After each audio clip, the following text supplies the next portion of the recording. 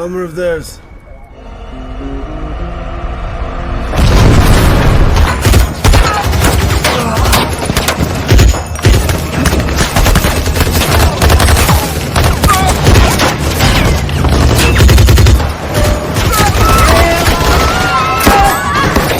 Halo Sobat ISK, pada episode kali ini kita bakal rekap alur cerita film drama perang asal Rusia.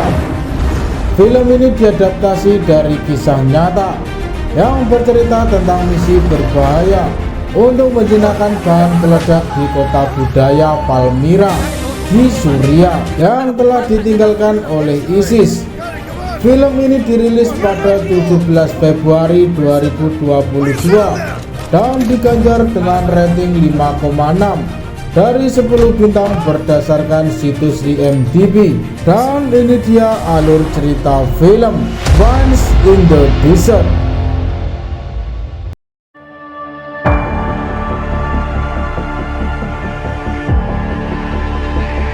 Opening movie diawali dengan sebuah narasi yang memberikan informasi jika markas pusat Rusia sudah mengirim tim penjinak bom dan pelepasan ranjau di daerah tersebut. Masih terdapat 20 hingga 40 ranjau darat dan jebakan yang belum meledak. Kita berkenalan dengan ahli penjinak bom Rusia yang bernama Kapten Dmitry Safiros alias Dima. Ia akan membawa satu tawanan militan ISIS yang diketahui bernama Jihadi John. Scene kemudian berlanjut pada beberapa minggu sebelumnya di kamp pelatihan tentara Suriah. Diketahui di sana Dima diberi tugas untuk melatih tentara muda Suriah menjadi tim penjinak bom. Dima memberikan penjelasan tentang alat pemicu ledakan yang disebut dengan giroskop. Jika kalian melihat alat peledak dengan giroskop, jangan menyentuhnya, kata Dima, karena giroskop dapat terpicu akan gerakan apa saja. Dima melatih mereka dengan cukup ketat,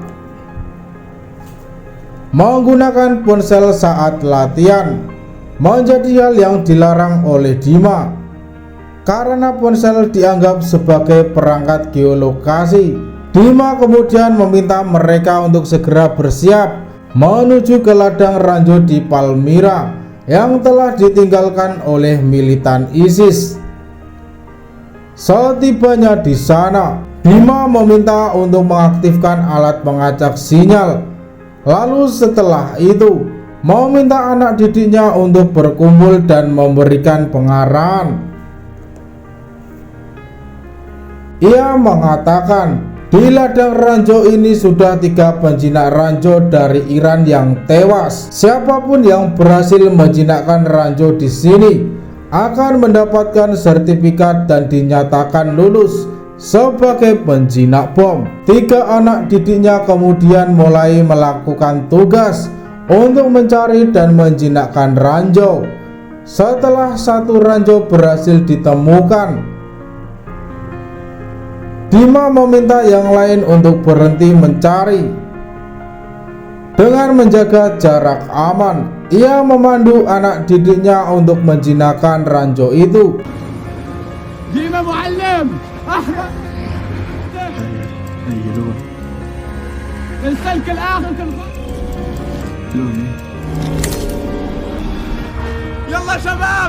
berhasil mengumpulkan semua ranjau.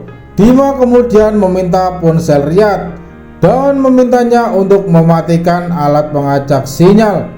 Dima menghubungi putrinya yang akan segera menikah, namun sayang ponsel putrinya tak bisa dihubungi. Dima kemudian ditemui oleh seorang wanita yang sejak tadi memperhatikannya. Wanita tersebut bernama Jamilia. Setelah berkenalan dan berbincang-bincang, Riyad kemudian mengajak Dima untuk berfoto bersama. Dari kejauhan anak didiknya terus memanggilnya untuk ikut berfoto. Namun terlebih dahulu ia meminta Riyad mengumpulkan peralatan. Sementara Jamilia terlihat berada di seberang jalan memandangi Dima. Berkali-kali dipanggil namun entah mengapa Dima menolak dan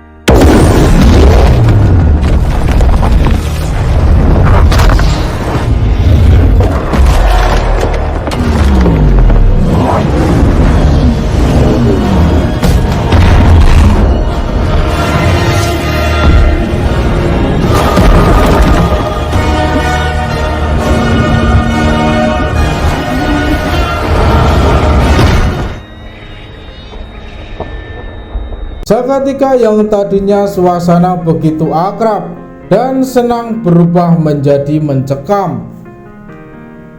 Tentara yang masih selamat berupaya memberikan pertolongan kepada mereka yang terluka.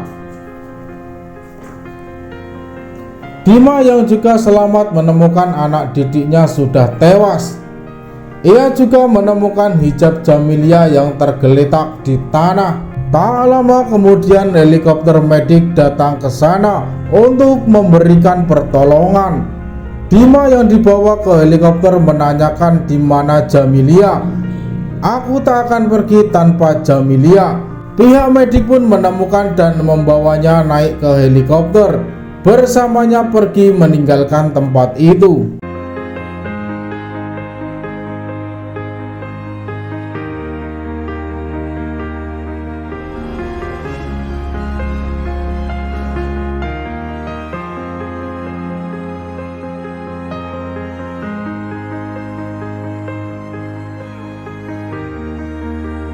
Singkat cerita, beberapa hari kemudian di pangkalan udara terlihat Dima sudah pulih dari lukanya.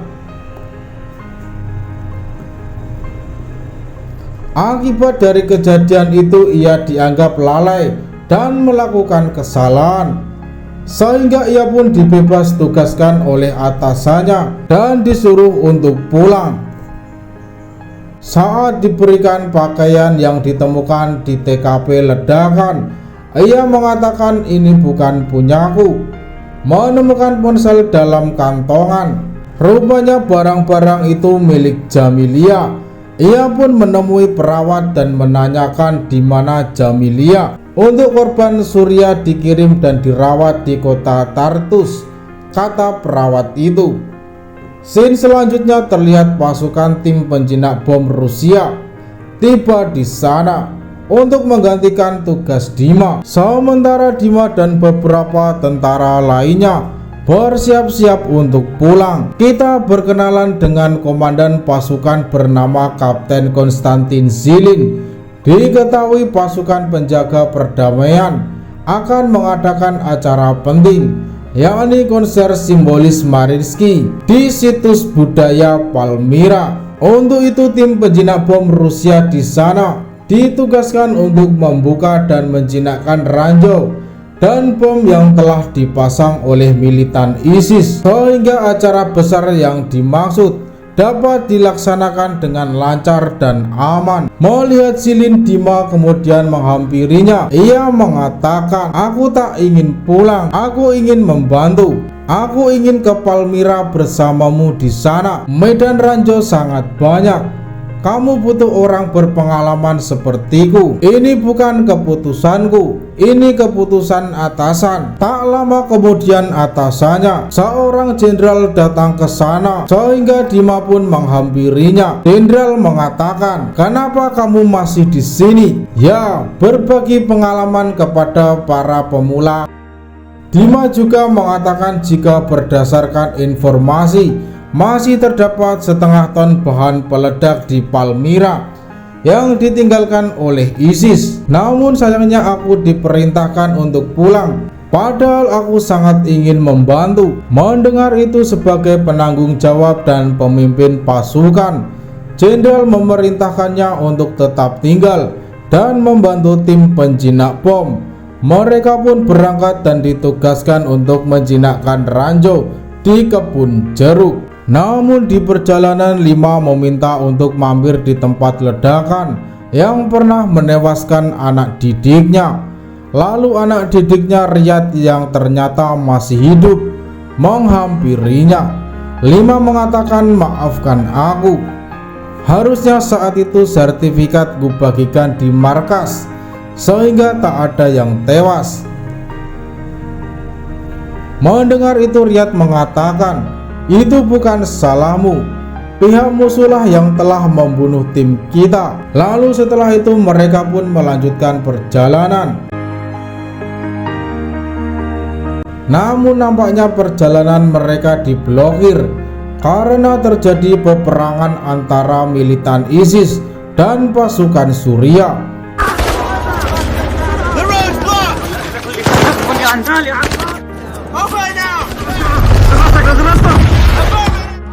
Amelia, I wasn't thinking clearly. What are you doing? Not me. It's the...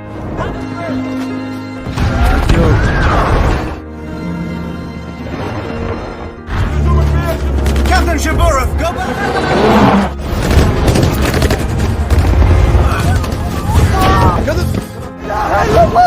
Been killed! Save the boy though. Singkat cerita, mereka sudah berada di kebun jeruk untuk menjinakkan ranjau. Namun Dima tak peduli. Dima lebih dulu masuk ke dalam untuk melacak keberadaan peledak. Setelah memeriksa area, Dima menemukan banyak bom yang terpasang di pohon jeruk. Ia pun meminta tim untuk tahan posisi. Melihat itu, Silin meminta tim untuk mundur dan akan menggunakan robot untuk meledakkan bom.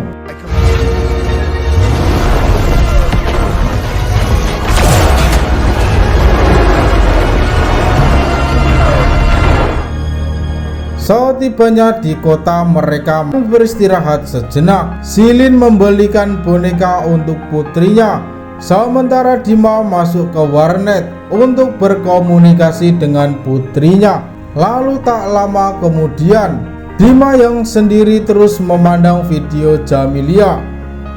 Sepertinya ia jatuh hati kepada Jamilia yang terus menghiasi pikiran dan lamunannya.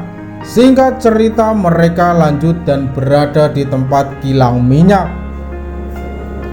Di sana mereka menemukan bahan peledak. Dima mengatakan jika peledak itu baru saja dipasang sekitar 15 menit yang lalu. Ponsel itu masih dingin dan baterainya masih terisi penuh. Firasatku mereka masih berada di sekitar sini, kata Dima. Silin kemudian memberikan waktu Dima 5 menit untuk menjinakkan bom itu. Menemukan kabel detonator, ia pun mengikuti kabel itu jauh ke belakang dan menemukan para pemasang bom.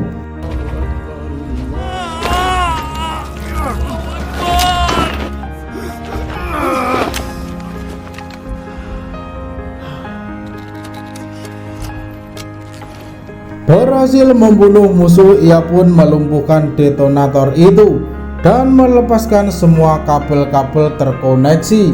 Setelah itu ia melucuti bahan peledak itu untuk ia simpan.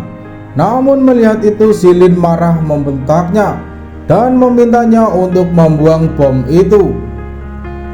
Tak lama kemudian terlihat sebuah mobil yang dikendarai oleh anggota ISIS datang ke sana untuk meledakkan kilang minyak. Melihat bahaya mendekat, Silin memerintahkan pasukan untuk melumpuhkan mobil tersebut.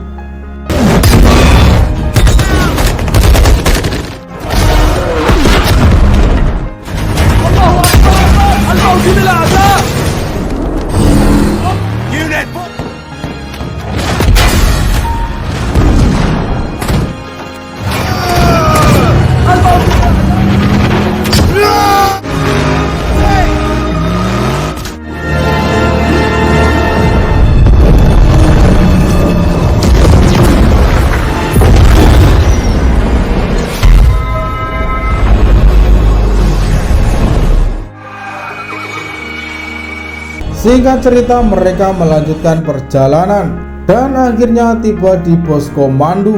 Silin memberikan laporan jika Dima tidak mematuhi perintah dan beberapa kali melanggar aturan keselamatan. Silin juga melaporkan jika Dima membawa bahan peledak untuk ia simpan yang dapat membahayakan para personil. Mendengar itu, Dima pun akhirnya dikeluarkan dari tim dan diskors dari misi.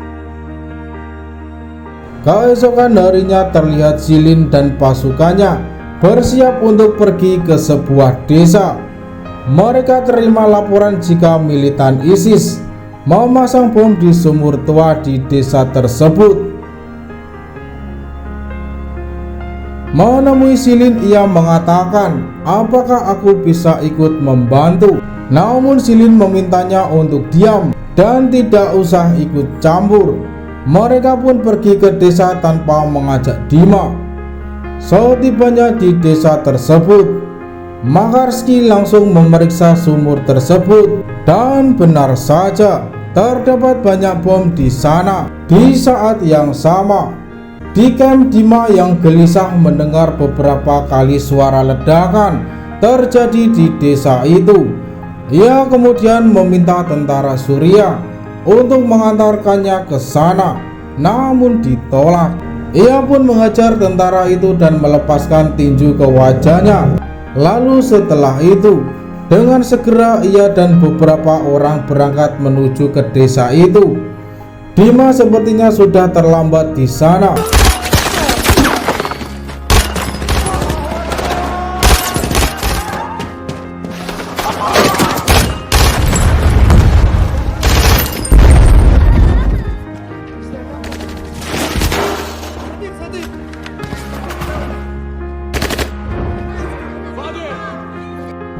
Ia menemukan Makarski sudah tewas. Ia juga menemukan perlengkapan Silin termasuk boneka yang ia beli untuk putrinya. Di mana Silin, tanya Dima. Ia tewas terbunuh dan mayatnya diambil oleh pasukan militan ISIS. Scene selanjutnya, Dima berkomunikasi dengan istri Silin dan memberitahunya perihal kematian Silin. Menangis istrinya mendengar berita itu. Scene kemudian berlanjut di pangkalan militer. Jenderal memberitahu Dima jika pihak musuh meminta sejumlah uang untuk menebus dan mengembalikan mayat Silin.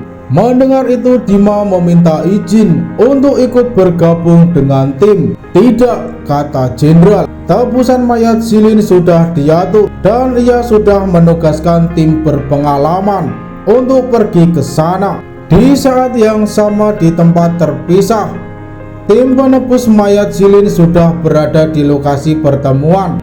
Mereka yang melihat helikopter memberikan tanda untuk pendaratan dan helikopter pun bersiap untuk mendarat. Namun tiba-tiba di balik bukit terlihat mereka akan menembak jatuh helikopter itu. Sepertinya ini adalah jebakan dan penyergapan.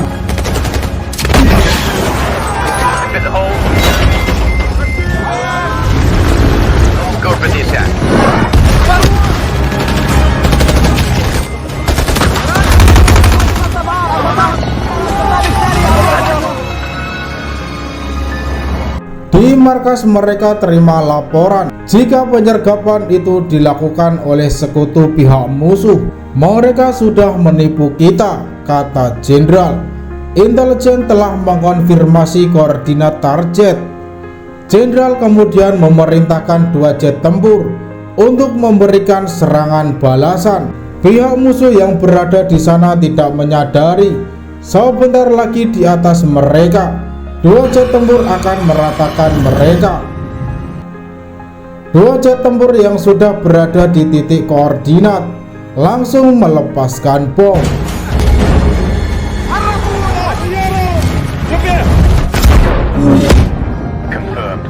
Singkat cerita, Dima dipanggil untuk ikut meeting. Ia diberitahu jika ada kelompok lain yang menawarkan mayat Silin. Mereka meminta untuk dilakukan barter, yakni menukar mayat Silin dengan anggota mereka yang ditangkap bernama Jihadi John.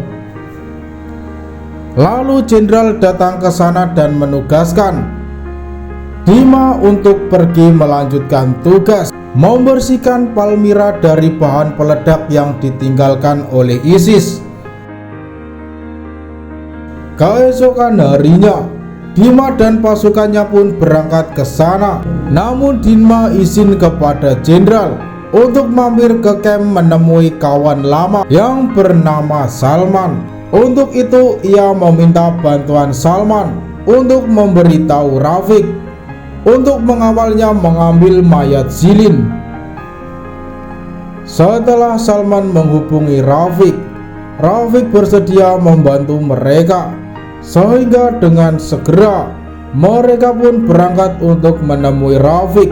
Setibanya di kantor Rafiq memberitahunya kita akan melakukan pertemuan besok hari. Setelah itu Dima lanjut membeli bunga mawar untuk ia berikan kepada Jamilia. Bertemu dengan Jamilia di rumahnya, mereka pun mengobrol hingga malam hari. Mereka pun tak menyia-nyiakan kesempatan kebersamaan mereka. Keesokan harinya, ia kemudian menemui Salman dan Rafiq dan langsung bergerak menuju ke tempat pertemuan untuk mengambil mayat Zilin. Di perjalanan Rafiq mengatakan ada beberapa hal yang perlu kau ketahui saat mengambil mayat rekanmu. Jangan senyum dan jangan banyak omong. Panik, mengumpat, mengancam, dan emosi akan membahayakan nyawa kita. Jika terjadi kesalahan, Rafiq akan memberi sinyal dengan menusuk kupingnya. Mereka pun sudah berada di sana. Rafiq bertemu dengan kelompok yang membawa mayat Zilin, sementara Dima, Salman, dan pasukan lainnya duduk membaur dengan masyarakat. Setelah Dima melihat mayat itu, rupanya bukan mayat Zilin.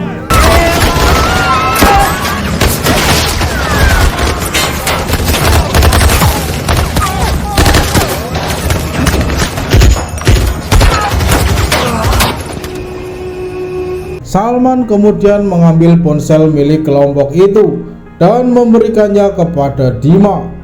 Setelah melihat foto dan video di ponsel itu, tiba-tiba Dima terkejut melihat video salah satu wanita. Rupanya wanita dalam video itu adalah Jamilia. Dia tak menyangka jika Jamilia adalah salah satu anggota dari kelompok tersebut. Dima pun kembali mengingat, pantas saja saat itu Jamilia menanyakan jika ponselnya tak ada sinyal. Rupanya ledakan yang terjadi saat itu dipicu oleh sinyal ponsel yang dikirim Jamilia ke rekannya. Sehingga di malam hari ini Dima langsung mendatangi rumah Jamilia dan menodoknya dengan senjata. Mengetahui kedoknya terbongkar, Jamilia memberitahu Dima jika kelompoknya menawarkan kesepakatan pertukaran tawanan antara Jihadi John dan Zilin. Pertukaran akan dilakukan besok jam 12 siang di tepi sungai yang mengering. Ia pun memberikan titik koordinat tempat pertukaran tawanan kepada Dima. Singkat cerita, keesokan harinya terlihat Dima bersama pasukan menuju ke tempat pertukaran tawanan. Tiba di sana terlihat kelompok yang menawan Zilin bersamanya. Dima pun mendekat ke titik pertukaran tawanan, melepaskan Jihadi John, lalu kelompok itu dengan segera pergi meninggalkan tempat tersebut. Sedangkan Zilin hanya terdiam dan tak bergerak maju. Dima pun menghampirinya dan rupanya Zilin mengenakan rompi yang dipenuhi dengan bahan peledak. Detonatornya ada di tangan kananku, kata Zilin.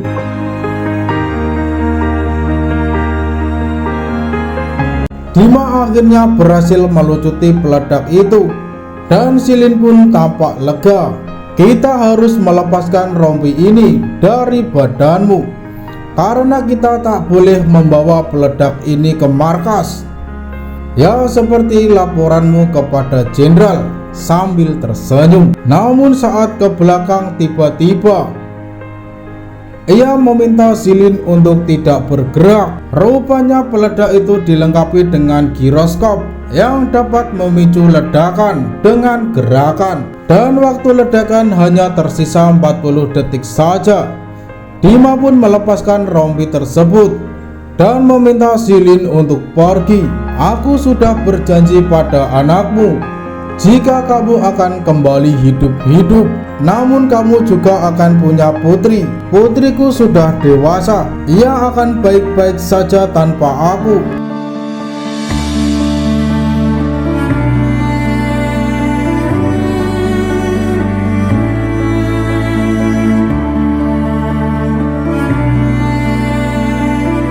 Dan kemudian bom pun meledak.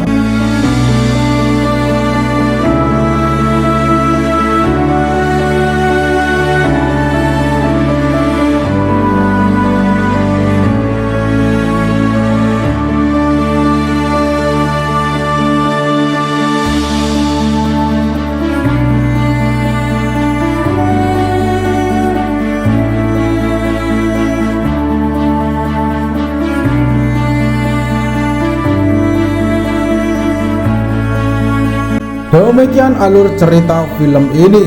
Jangan lupa tonton video lainnya. Salam Sobat ISK.